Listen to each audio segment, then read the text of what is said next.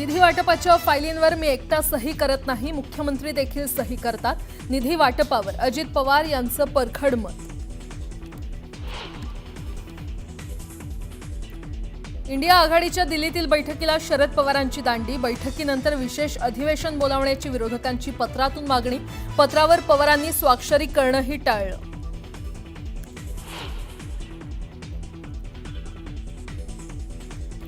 नऊ लाख महिलांनी उचलला नमो शेतकरी आणि लाडकी बहीण योजनेचा बेकायदेशीर लाभ. महिला व बाल विकास विभागातील अधिकाऱ्यांची माहिती.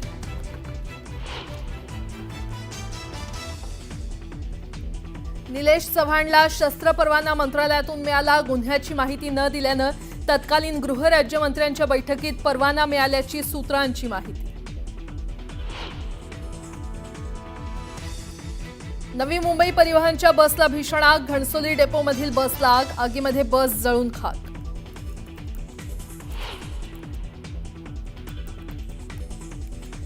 हुंड्यासाठी होणाऱ्या छळाला कंटाळून सोलापुरात विवाहितेनं केली आत्महत्या.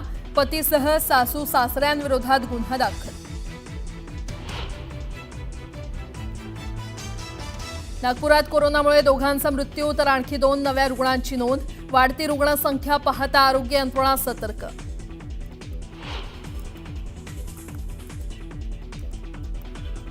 ऑपरेशन सिंदूरमध्ये पाक सैन्याची 8 महत्त्वाची ठिकाणं नेस्तनाबूत झाल्याची पाकचीच कबुली. ऑपरेशन सिंदूरबाबत पाक लष्कराच्या गोपनीय दस्तावेजांमधून माहिती उघड.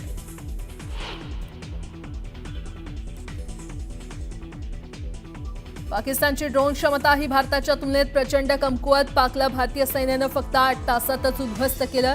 सीडीएस अनिल चौहान यांचं मोठं विधान.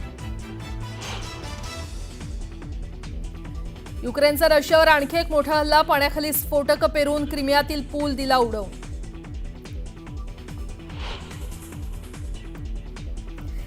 आणि तब्बल 18 वर्षांनंतर बंगळुरूनं जिंकलं आयपीएलचं विजेतेपद. पंजाबचा 6 धावांनी केला पराभव.